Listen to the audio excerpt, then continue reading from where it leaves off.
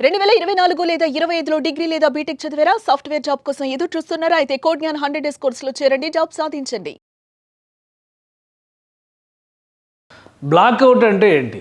భారత్ పాకిస్తాన్ మధ్య ఉద్రిక్తతలు వచ్చినప్పటి నుంచి మాక్ డ్రిల్స్ పేరుతో కేంద్ర ప్రభుత్వం రాష్ట్రాలని అప్రమత్తతకి సంబంధించినటువంటి డ్రిల్స్ నిర్వహించాలని చెప్పినప్పటి నుంచి ఈ బ్లాక్అవుట్ అనేటువంటి పదం ఎక్కువగా వినిపిస్తుంది. పైగా ఈరోజు అంటే జమ్మూ కాశ్మీర్ ప్రాంతంలో వరుస పెట్టి సరిహద్దుల్లో కంటిన్యూస్గా పాకిస్తాన్ సైన్యం జరుపుతున్నటువంటి కాల్పులు, ఆ తర్వాత క్షిపణి దాడులు వచ్చిన తర్వాత జమ్మూ కాశ్మీర్ని బ్లాక్అవుట్గా ప్రకటిస్తూ సైన్యం ఒక కీలకమైన నిర్ణయం తీసుకుంది. అంటే ఏం చేస్తారు?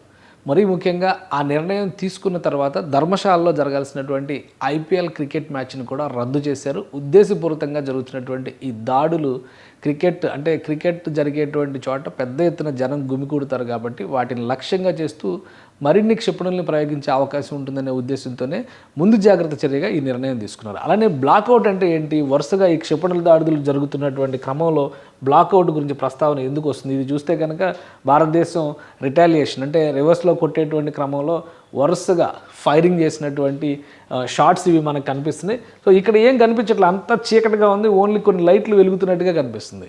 ఎందుకు అంటే ఆ ప్రాంతం అంతా కూడా బ్లాక్అవుట్లో ఉంది. బ్లాక్అవుట్ అంటే పూర్తిగా చీకటిమయం చేసేయడాన్ని బ్లాక్అవుట్ అని చెప్పని అంటారు. ఆ ప్రాంతంలో కనీసం దీపాలు సెల్ ఫోన్ల లైటింగ్లు కూడా వేయకూడని పరిస్థితిని క్రియేట్ చేసినట్టుగా మనం భావించాలి. గతంలో అయితే ఒక ఊరికి అలానే ఒక అడవికి లేదా దూరంగా ఉన్నటువంటి పొలం ఉన్నటువంటి ఆరుబయట ప్రదేశానికి తేడా ఎలా తెలుస్తుందంటే ఎక్కడైతే ఎక్కువ లైట్లు వెలుగుతూ ఉన్నాయో అక్కడ నివాసయోగ్యమైన లేదా ఆవాస ప్రాంతాలు ఉన్నట్టుగా నిర్ధారించుకునేటువంటి అవకాశం ఉంటుంది. వైమానిక దాడులు జరిగేటువంటి క్రమంలో ఇది చాలా పెద్ద సిగ్నల్గా వైమానిక దాడులు చేసేటువంటి వాళ్ళు అనుసరించేటువంటి పద్ధతి. సో బ్లాక్అవుట్ అంటే ఏంటంటే ఒక నగరం కానీ పట్టణం కానీ ఒక ఊరు కానీ టార్గెట్లో ఉన్నటువంటి శత్రు దేశాలకు చిక్కకుండా ఉండాలంటే టార్గెట్లో ఉన్నటువంటి ప్రదేశం ఏదైనా ఉంటే బ్లాక్అవుట్ అనౌన్స్మెంట్ వచ్చినాక చిమ్మ చీకటిలోకి వెళ్ళిపోవడమే బ్లాక్అవుట్ ప్రకటన.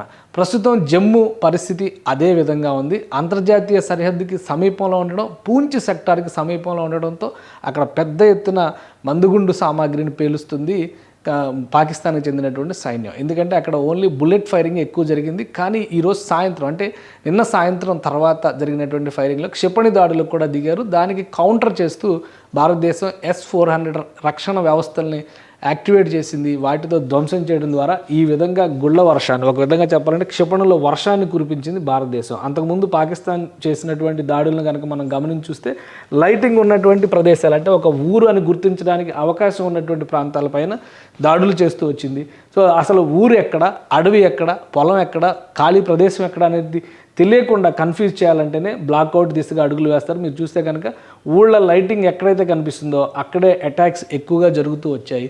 సో జమ్మూ కాశ్మీర్లో ముఖ్యంగా జమ్మూ విమానాశ్రయాన్ని టార్గెట్ చేసి ధ్వంసం చేసేటువంటి ఎత్తుగడని పాకిస్తాన్ ఆర్మీ చేసింది. అక్కడ టార్గెట్ చేసి క్షిపణులు ప్రయోగిస్తున్నటువంటి తరుణంలోనే భారత రక్షణ వ్యవస్థలు కౌంటర్గా ఫైట్ చేయడం మొదలుపెట్టాయి.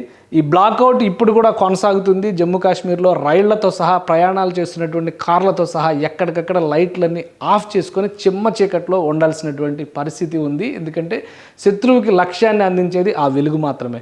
సో ఆ వెలుగుని తుడిచేసి చిమ్మ చీకటిగా మలచడమే బ్లాక్అవుట్. దేశవ్యాప్తంగా ఇప్పుడు అత్యవసర పరిస్థితి దిశగా అడుగులు వేస్తుంది. ఎందుకంటే ఎమర్జెన్సీ అని మనం చెప్పలేం, కానీ హై అలర్ట్తో ఉండాల్సినటువంటి సందర్భం.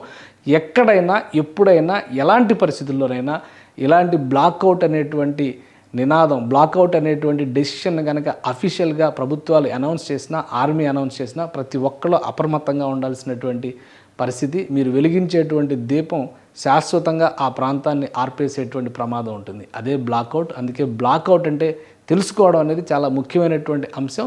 ఈ యుద్ధం జరుగుతున్నటువంటి సమయంలో ఎన్ని రోజులు జరుగుతుందో తెలియదు, ప్రతిదాడులు ఉంటాయో లేదో తెలియదు, కానీ వీటన్నిటిపైన అవగాహన పెంచుకోవడం ప్రతి ఒక్క పౌరుడి బాధ్యత. బ్లాక్అవుట్ అంటే ఏంటి? భారత్ పాకిస్తాన్ మధ్య ఉద్రిక్తతలు వచ్చినప్పటి నుంచి మాక్ డ్రిల్స్ పేరుతో కేంద్ర ప్రభుత్వం రాష్ట్రాలని అప్రమత్తతకి సంబంధించినటువంటి డ్రిల్స్ నిర్వహించాలని చెప్పినప్పటి నుంచి ఈ బ్లాక్అవుట్ అనేటువంటి పదం ఎక్కువగా వినిపిస్తుంది. పైగా ఈరోజు అంటే జమ్మూ కాశ్మీర్ ప్రాంతంలో వరుస పెట్టి సరిహద్దుల్లో కంటిన్యూస్గా పాకిస్తాన్ సైన్యం జరుపుతున్నటువంటి కాల్పులు, ఆ తర్వాత క్షిపణి దాడులు వచ్చిన తర్వాత జమ్మూ కాశ్మీర్ని బ్లాక్అవుట్గా ప్రకటిస్తూ సైన్యం ఒక కీలకమైన నిర్ణయం తీసుకుంది. అంటే ఏం చేస్తారు?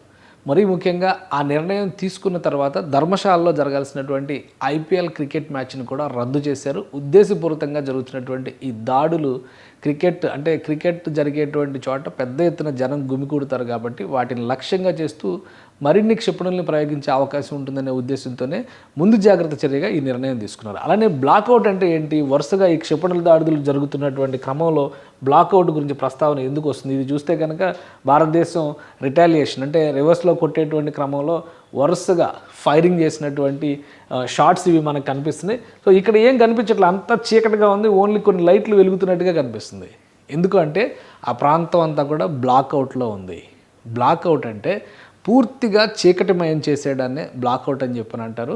ఆ ప్రాంతంలో కనీసం దీపాలు సెల్ ఫోన్ల లైటింగ్లు కూడా వేయకూడని పరిస్థితిని క్రియేట్ చేసినట్టుగా మనం భావించాలి. గతంలో అయితే ఒక ఊరికి అలానే ఒక అడవికి లేదా దూరంగా ఉన్నటువంటి పొలం ఉన్నటువంటి ఆరుబయట ప్రదేశానికి తేడా ఎలా తెలుస్తుందంటే ఎక్కడైతే ఎక్కువ లైట్లు వెలుగుతూ ఉన్నాయో అక్కడ నివాసయోగ్యమైన లేదా ఆవాస ప్రాంతాలు ఉన్నట్టుగా నిర్ధారించుకునేటువంటి అవకాశం ఉంటుంది. వైమానిక దాడులు జరిగేటువంటి క్రమంలో ఇది చాలా పెద్ద సిగ్నల్గా వైమానిక దాడులు చేసేటువంటి వాళ్ళు అనుసరించేటువంటి పద్ధతి. సో బ్లాక్అవుట్ అంటే ఏంటంటే ఒక నగరం కానీ పట్టణం కానీ ఒక ఊరు కానీ టార్గెట్లో ఉన్నటువంటి శత్రు దేశాలకు చిక్కకుండా ఉండాలంటే టార్గెట్లో ఉన్నటువంటి ప్రదేశం ఏదైనా ఉంటే బ్లాక్అవుట్ అనౌన్స్మెంట్ వచ్చినాక చిమ్మ చీకటిలోకి వెళ్ళిపోవడమే బ్లాక్అవుట్ ప్రకటన. ప్రస్తుతం జమ్మూ పరిస్థితి అదే విధంగా ఉంది. అంతర్జాతీయ సరిహద్దుకి సమీపంలో ఉండడం, పూంచ్ సెక్టార్కి సమీపంలో ఉండడంతో అక్కడ పెద్ద ఎత్తున మందుగుండు సామాగ్రిని పేలుస్తుంది పాకిస్తాన్కి చెందినటువంటి సైన్యం. ఎందుకంటే అక్కడ ఓన్లీ బుల్లెట్ ఫైరింగ్ ఎక్కువ జరిగింది. కానీ ఈరోజు సాయంత్రం అంటే నిన్న సాయంత్రం తర్వాత జరిగినటువంటి ఫైరింగ్లో క్షిపణి దాడులకు కూడా దిగారు. దానికి కౌంటర్ చేస్తూ భారతదేశం S-400 రక్షణ వ్యవస్థల్ని యాక్టివేట్ చేసింది. వాటితో ధ్వంసం చేయడం ద్వారా ఈ విధంగా గుళ్ళ వర్షాన్ని, ఒక విధంగా చెప్పాలంటే క్షిపణుల వర్షాన్ని కురిపించింది భారతదేశం. అంతకుముందు పాకిస్తాన్ చేసినటువంటి దాడులను కనుక మనం గమనించి చూస్తే లైటింగ్ ఉన్నటువంటి ప్రదేశాలు అంటే ఒక ఊరు అని గుర్తించడానికి అవకాశం ఉన్నటువంటి ప్రాంతాలపైన దాడులు చేస్తూ వచ్చింది. సో అసలు ఊరు ఎక్కడ, అడవి ఎక్కడ, పొలం ఎక్కడ, ఖాళీ ప్రదేశం ఎక్కడ అనేది తెలియకుండా కన్ఫ్యూజ్ చేయాలంటేనే బ్లాక్అవుట్ దిశగా అడుగులు వేస్తారు. మీరు చూస్తే కనుక ఊళ్ళ లైటింగ్ ఎక్కడైతే కనిపిస్తుందో అక్కడే అటాక్స్ ఎక్కువగా జరుగుతూ వచ్చాయి. సో జమ్మూ కాశ్మీర్లో ముఖ్యంగా జమ్మూ విమానాశ్రయాన్ని టార్గెట్ చేసి ధ్వంసం చేసేటువంటి ఎత్తుగడని పాకిస్తాన్ ఆర్మీ చేసింది. అక్కడ టార్గెట్ చేసి క్షిపణులు ప్రయోగిస్తున్నటువంటి తరుణంలోనే భారత రక్షణ వ్యవస్థలు కౌంటర్గా ఫైట్ చేయడం మొదలుపెట్టాయి. ఈ బ్లాక్అవుట్ ఇప్పుడు కూడా కొనసాగుతుంది. జమ్మూ కాశ్మీర్లో రైళ్లతో సహా ప్రయాణాలు చేస్తున్నటువంటి కార్లతో సహా ఎక్కడికక్కడ లైట్లన్నీ ఆఫ్ చేసుకొని చిమ్మ చీకట్లో ఉండాల్సినటువంటి పరిస్థితి ఉంది. ఎందుకంటే శత్రువుకి లక్ష్యాన్ని అందించేది ఆ వెలుగు మాత్రమే. సో ఆ వెలుగుని తుడిచేసి చిమ్మ చీకటిగా మలచడమే బ్లాక్అవుట్. దేశవ్యాప్తంగా ఇప్పుడు అత్యవసర పరిస్థితి దిశగా అడుగులు వేస్తుంది. ఎందుకంటే ఎమర్జెన్సీ అని మనం చెప్పలేం, కానీ హై అలర్ట్తో ఉండాల్సినటువంటి సందర్భం. ఎక్కడైనా ఎప్పుడైనా ఎలాంటి పరిస్థితుల్లోనైనా ఇలాంటి బ్లాక్అవుట్ అనేటువంటి నినాదం, బ్లాక్అవుట్ అనేటువంటి డెసిషన్ కనుక అఫీషియల్గా ప్రభుత్వాలు అనౌన్స్ చేసినా, ఆర్మీ అనౌన్స్ చేసినా ప్రతి ఒక్కళ్ళు అప్రమత్తంగా ఉండాల్సినటువంటి పరిస్థితి. మీరు వెలిగించేటువంటి దీపం శాశ్వతంగా ఆ ప్రాంతాన్ని ఆర్పేసేటువంటి ప్రమాదం ఉంటుంది. అదే బ్లాక్అవుట్. అందుకే బ్లాక్అవుట్ అంటే తెలుసుకోవడం అనేది చాలా ముఖ్యమైనటువంటి అంశం. ఈ యుద్ధ సమయంలో, యుద్ధం జరుగుతున్నటువంటి సమయంలో ఎన్ని రోజులు జరుగుతుందో తెలియదు, ప్రతిదాడులు ఉంటాయో లేదో తెలియదు, కానీ వీటన్నిటిపైన అవగాహన పెంచుకోవడం ప్రతి ఒక్క పౌరుడి బాధ్యత. సుమన్ టీవీలో మీ పర్సనల్ అండ్ బిజినెస్ ప్రమోషన్స్ కోసం కింది నెంబర్కి కాంటాక్ట్ చేయండి.